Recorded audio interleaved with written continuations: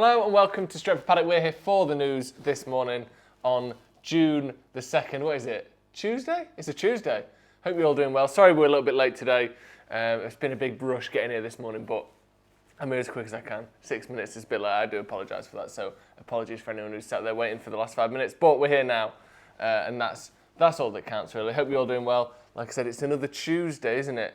A Tuesday of all days. And today we're going to be looking at and deciding whether Manchester United attempting to sign Raheem Sterling is A, possible, B, the most ridiculous story we've ever heard, and C, even worth talking about. But we'll get into all of those three things. Hopefully it's at least worth talking about because we are talking about it. But it's coming from The Independent, and it's mentioned in a long list of United's transfer targets, which we will go through. We'll dissect each piece of this article, obviously with Raheem Sterling in there being the most sort of surprising and shocking inclusion of all of them.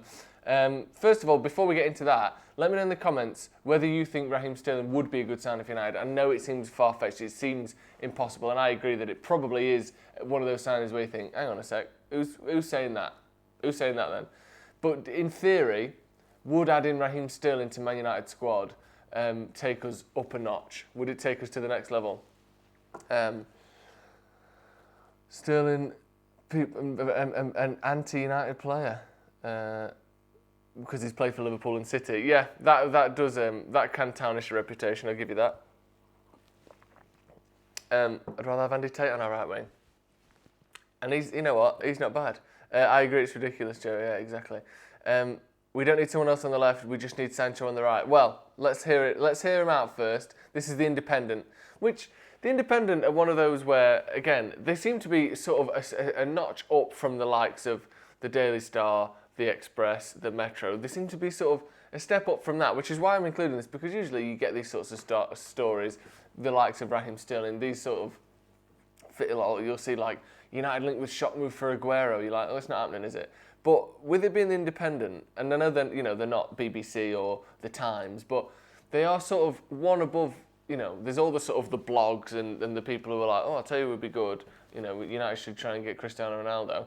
And then there's this sort of, like I said, the Metro, the Daily Star, the Daily Express, those sorts of levels of publications where you kind of think they're just doing what they can because the boobs on the front cover aren't selling very well. And then above that, you've got The Independent. And the Mirror and sort of, you know, publications of that kind of standing where they've got good journalists, some of which have sources within clubs, some of which have got sources around football, so they don't get it wrong all the time. But occasionally this sort of thing comes out. So this is from Miguel Delaney, the chief football writer of The Independent. Revealed Manchester United's summer transfer priority list include Jadon Sancho, Jack Grealish, and Joe Rodon. United have a tiered system with English youngsters, Sancho and Grealish ranked as high priorities, alongside RB Leipzig's Deo Upamecano and Napoli's Kalidou Koulibaly. All names we've heard before. I'm going to skip down to the Sterling stuff, and we'll sort of work our way back from that afterwards. It says here, United have already moved to extend Odin Ighalo's loan from Shanghai Shenhua, which has, of course, now been acted upon as of yesterday. More intriguing is one name suddenly high up in priority and who the analytics department have been working on. That is Raheem Sterling. Nobody sees the player... Again, so here's the story. United are after Raheem Sterling. But hear how this is all phrased here. Nobody sees the player as any way likely to go to Manchester United. As any way. Maybe in any way? I don't know if that's a typo or if I just can't read. Nobody sees the player as any way likely to go to Manchester United. That's not a sentence. But some do feel it's a reflection of a relative uncertainty around his future if Manchester City's Champions League ban is upheld. So that is what this all hinges on, apparently. In other words, if he becomes available, United will go for him. However, he's more likely to go to Real Madrid if he does leave City. As to whom United might leave United to allow some of this, Jesse Lingard has been in regular contact with Chris Smalling and Ashley Young about what Italy is like. The midfielder is greatly tempted by a move to Serie A. Sources say Lingard was even setting his mind on it before the crisis. Milano One Club said to be interested. Like his manager and everyone else mind, Lingard has since had a lot of time to think about the future. That could now look a bit different, not least for United's first 11. So the key point there, again, more intriguing is a name suddenly high up on the list of priorities and one who the analytics department have been working on. That is Raheem Sterling. So let's have a look at the analytics of him. I'm sure they're looking at a lot more than just goals and assists. But it seemed to me the comments that were there before I went live, I was just checking through them. Obviously, him playing for Liverpool and City isn't going to endear him well to United fans, but there seem to be a lot of people who don't think Raheem Sterling is very good. Now, last season, Raheem Sterling got 17 goals and 18 assists in 51 games. For anyone who thinks that he's not very good, that is a sensational return. 18 goals and 25 assists in 51 games is a sensational return. That really is brilliant. A goal every other game is like... That's the marker for a top striker. And he's not a striker, he's a winger. I know that they play a slightly different system at City where the wingers cut inside and then are available for pullbacks, and he scored a lot of tap-ins. I know we'll hear that he's not a great finisher and all these sorts of things. But the not a great finisher comment was levelled at Marcus Rashford up until this season, that he misses too many chances. Jose Mourinho said it last season. And we've got loads of people on Twitter when Jose said, "Oh, Marcus isn't really a great finisher. He's been in the team for 3 years now, and he's not really improved." Do you remember all that? And then this season he came out and scored 19 goals in 30 games for United before he got injured, and was clearly our best player and I would say the best winger in the league this season. So Raheem Sterling's one who stepped up his output last season. Like I said, 25 goals, 18 assists in 51, which is brilliant, which is absolutely sensational. And this season. Not quite so good, but he's got 20 goals in 39, which again is better than a goal every other game. So he's on the same goal scoring ratio as he was last season, only the 7 assists though this season, which is still, similar to the likes of Dan James and other people like that in our squad. So statistically, Raheem Sterling is a brilliant player and his output is actually excellent. One of the main criticisms he gets is no end product, but he scored, close to 50 goals in the last 2 seasons. And I don't think that anyone can sniff at that, especially for the type of player he is, a sort of small, tricky winger who clearly has good attacking positioning, who clearly knows how to get on the end of things. I don't think you can necessarily say he doesn't have end product anymore, which is something that was said about him a lot, and it sort of resurfaces every time he plays for England, because he doesn't seem to quite have that same touch for England, as a lot of players haven't throughout their careers. You suited more to a sort of a cup and club style than you are for England. Someone said, "I don't want Raheem. He's a great player in my opinion, but don't want a former Liverpool player who changed clubs to City." Yeah, he's never going to get rid of that. He's never going to get rid of, "You have played for United's 2 biggest rivals." He's never going to get rid of that. 13 big chances missed in 23 starts this season.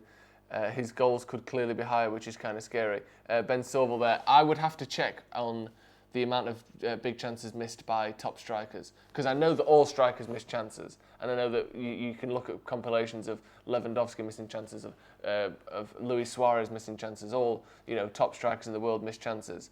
The fact that he's getting so many chances, as I've said time and time again, for me is the best indicator of how good a player is how many chances do they have, not how many do they miss. I mean, obviously, if he was missing more than half of his chances, or if he'd missed so many chances that he'd only got 6 goals this season, then you could say he's got good positioning, but he's shit. But the fact that he has got 20 goals this season, I think, suggests that he's certainly got a finish in him somewhere. Up until now, I only believe the Sancho and Grealish rumours. Do you know what, Tom? I tend to agree with that. I think, obviously, Ighalo, that's the rumours that we've been reporting on for the last week, which has turned out to be true. There are some more Ighalo rumours, which I'm going to get to in a minute, but we'll come back to that. Let me just pop that up quickly, because that's not been there, just so people know what we're talking about. There are more Ighalo rumours that I will be coming to in a moment regarding the deal and what is going on with his contract, and whether certain buyout clauses are there or not. Cantona and Alan Smith both came from Leeds. There you go. So United do have a history of buying players from rivals. Of course, Michael Owen used to play for Liverpool before we signed him, and has since sort of turned back to Liverpool after we let him go. But United have got a history of people playing for both clubs.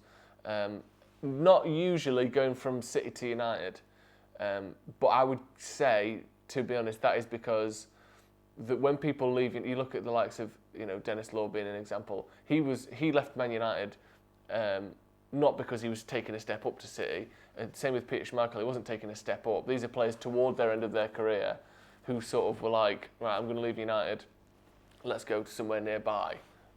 But now, because City are, over the last 5 or 6 years, been better than United, it's probably the other way around, where we are getting their players who maybe they don't use as much, or maybe who want to leave for different reasons.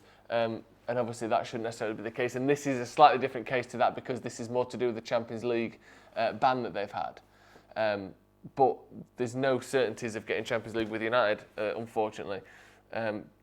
Jonathan Ball, perhaps summing up this story from the Independent with a quite succinct and aggressive sentence: "This is such bollocks."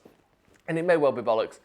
Miguel Delaney of the Independent is known to sort of have a sort of twist and a turn in his articles that maybe sometimes brings in different players and stories that aren't necessarily always there. Again, more intriguing is one name high up on the list of priorities and who the analytics department have been working on. That is Raheem Sterling. Nobody sees the player as anyway likely to go to Manchester United, but some do feel it is a reflection of a relative uncertainty around his future if Manchester City's Champions League ban is upheld. In other words, if he becomes available, United will go for him. So what he's suggesting there, as we've sort of been over, is United's intention, or that United would be after him. United have been looking at him, the analytics department have been looking at him, probably looking at where he picks up the ball, probably looking at how he breaks quickly, how he keeps hold of the ball, his chance conversion, his positioning, how he brings other people into the game. Because we look at, as fans and as people who are sort of on the outside pretty much of the statistics, the analytics, the sort of wealth of information that clubs clubs and scouts and analytics department have at their disposal. We see stuff like heat maps, goals, assists, and then you see sort of passes in final third, forward passes, all that stuff. That's the sort of those sort of 7 or 8 stats that we see typically are the sort of top thing. And then there is this other kind of just mire of infinite kind of stats that link together this way. He passes to this person, he does this, he turns onto this foot when he gets the ball. There's a thing that Raheem Sterling said about what Pep Guardiola said to him about when you get the ball, you need to turn with the ball. Or it was either you need to turn with the ball more, or you always turn with the ball, take a touch, put your foot on the ball and then turn.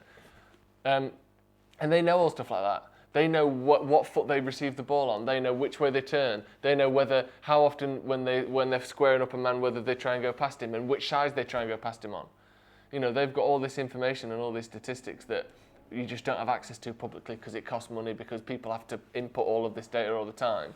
So the analytics department are maybe seeing things that we aren't seeing. But I do agree that the chances of Raheem Sterling coming to Manchester United are very slim. But the most most interesting part of the article that maybe is worth paying attention to is the fact that Miguel Delaney there is claiming that United will go for Raheem Sterling if he becomes available, that United are interested in him. But we'll have to see. We've got mixed source. Yeah, exactly. Can Man United do a deep dive series on football analytics, do their own show to show how it works and profile who they think United should sign? Well, we are very interested in doing more statistical stuff. I think that's really all I can say, because it's hard to know what will happen, what won't happen. I don't want to give any sort of false hope on anything. But we are interested in statistical analysis and how that can affect and improve Stretford Paddock as a channel. So that's really all I can say. But Mark, yes, we're looking into something like that. Sal announcement tomorrow, yeah. Should we give our daily update on Sal before we move on to this Ighalo stuff to round things out? Obviously, for those who haven't seen, Sal posted on, I believe, Instagram 2 days ago, saying that new club announcement in 3 days, which obviously can be taken to mean that he's making a transfer to another football club. And obviously that is what it is put out to suggest that he's doing. There's no denying that his media team have gone, let's put this out. Everyone will think you're making a transfer. It'll get a lot of hype. People will be waiting for 3 days. 3 days is enough time for it to have been in the news cycle, dropped out and come back again. So they've given it this 3 days. It's new club announcement. Similar to what sort of Griezmann did when he said he was going to Barcelona. So there is a precedent for players to announce their own transfers. But what there is also precedent for is players to put stuff like this and then go, new club, it's this, club energy.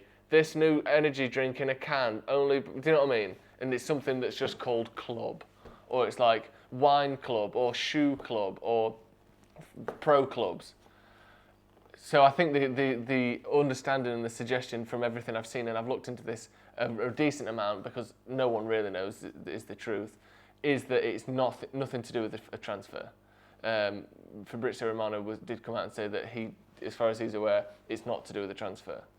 And I think if we were 1 day away from him announcing that he's going to be moving, we would have heard pretty strongly by now that he was coming to United. We've seen Sky Sports touting it. We've seen Sky Sports putting up posts and pictures of would he improve United, all this stuff, just going off the back of that, which is fair enough.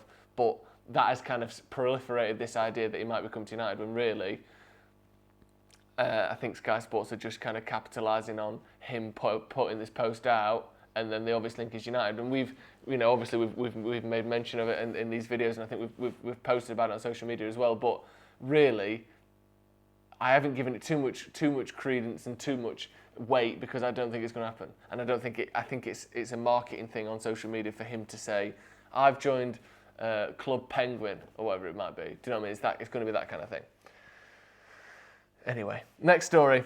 And our final story for today. This one is Ighalo stays, obviously, as we know from yesterday. We were reporting on the story that came out about Odin Ighalo extending his loan until January. At the time that we made the video, Fabrizio Romano had come out and said it. The Telegraph had come out and exclusively revealed the details of the contract. And then, of course, I think it was about an hour after the video ended, Man United officially confirmed it, but it had already been done before then. One thing, though, that has been up in the air, that has been contested about this Ighalo story is the concept of having a potential buyout clause or a fee that can be paid to make the move permanent, which is something that Simon Stone had said there wasn't. Simon Stone said that, as far as he was aware, there is no permanent deal option in the contract. And I think, for me, it seemed as though that made sense because it's already a longer deal than we're expecting. This is kind of to paper over the cracks of what is a relatively thin attacking line for United. High quality, but thin. Attacking line for United. And I think that we extended the deal till January so that could sort of broach the gap or bridge the gap, should I say, between this season and next season. And kind of hopefully have cover for more of this season because we won't be signing anyone else. I assume that would mean that this deal would end in January and that would be it, which is again what Simon Stone insinuated. But then Fabrizio Romano, who did tweet yesterday, said Odin Ighalo's loan to Manchester United will be extended until January. Total agreement reached with Shanghai Shenhua. The player has pushed to stay in the Chinese club, just accepted United's conditions to extend his loan. Official soon. Here we go. And that was what we reported in the news yesterday. And then what came out after that was a reply to his own tweet saying Manchester United will also have an option to buy Ighalo on a permanent deal on January 2021 at the end of the loan. Again, Manchester United will also have a buy option to sign Ighalo on a permanent deal on January 2021 at the end of the loan. So he's saying there that we could buy him. Now we're heading towards territory where we think, are we replacing Romelu Lukaku with Odin Ighalo long term? Because I think he's been excellent. I think he's been a brilliant signing. I think he's been much better on the pitch than people give him credit for because they like to look at the sort of fairy tale story side of things. But if we're going to be giving him another 2-year contract after this, that does start to worry me at that point. People saying glad Ighalo's staying. Yeah, I think we're all pretty glad Ighalo's staying. Perfect signing Ighalo, Viva Ighalo. Yeah, exactly. Do we think that signing Ighalo on a permanent deal at the end of this loan is a good idea? Give me that in the comments. Let me know what you think to that. Signing Ighalo, let's say on a further year in January, or at some point, do we have to look at a more sort of long-term option for United? Someone said, if you like a bar of chocolate in your biscuit, join the club. Is that the advert for club chocolate bars? Because I reckon it could be that Sal Niguez is moving to. He's gone from penguins onto clubs. I think we'll try to sign a striker, especially if players are available for a cut price fee. Yeah, I think we could. I think we could try and sign another striker. I would be surprised if that deal got extended. I suppose what it does is it gives United time. It gives United another 6 months of seeing him. If he's got, I think for a striker that comes off the bench a lot, I think it's unfair to give their appearances to goals ratio, because it doesn't really work like that. You're not coming on to score goals half the time. You're coming on to close out matches. You're coming on 20 minutes here and there. It's not really a fair representation. But if we're looking at a minutes per goal, which I think you can sort of cumulatively add up the times that a player's come on and given a better representation, especially as a super sub, just what they bring to a squad. If we're looking at a minutes per goal of anything under 200 minutes per goal, so that would be a goal every other game-ish for Ighalo, let's say he's played 30 games or 45 games or whatever it may be, 30 games, and he's got 12 goals or 10 goals.